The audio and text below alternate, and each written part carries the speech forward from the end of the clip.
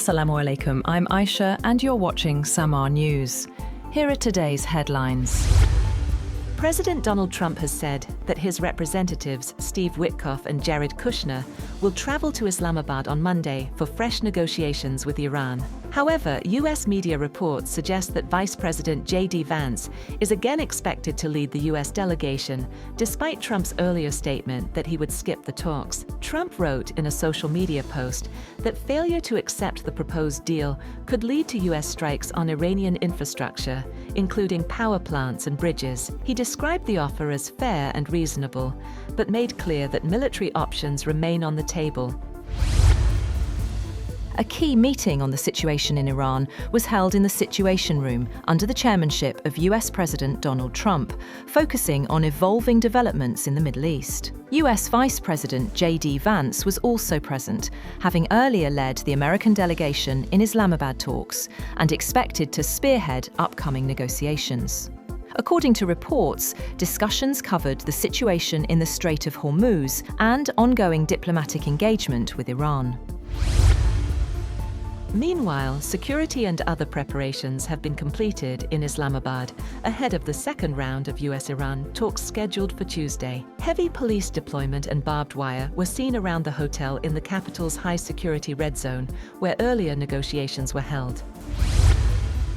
Iranian President Masoud Pezeshkian has insisted that Iran will not give up its nuclear rights amid ongoing tensions with the United States. According to Iranian media, Pezeshkian questioned Washington's authority to restrict Iran's nuclear program, saying no justification has been provided. The remarks come as disagreements over nuclear issues continue between Tehran and Washington.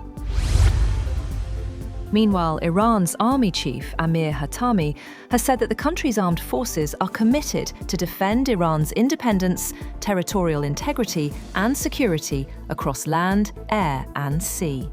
He stated that the armed forces remain prepared to confront any enemy decisively, while continuing to develop military capabilities. He said that Iranian forces are guided by a spirit of sacrifice and jihad.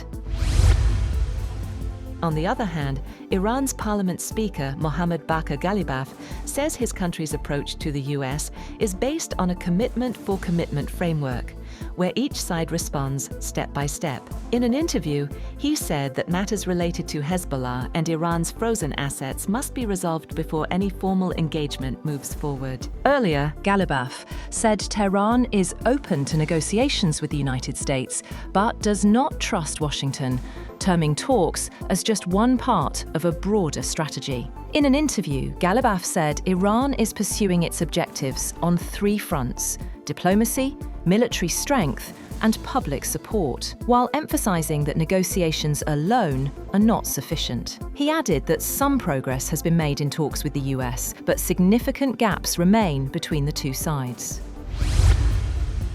Former US Vice President Kamala Harris said Israeli Prime Minister Benjamin Netanyahu pushed President Donald Trump into a war with Iran, arguing the conflict was not in the interest of the American public. Speaking at a political event, Harris said Trump entered a war and he got pulled into it by Netanyahu, terming the conflict as one Americans did not want.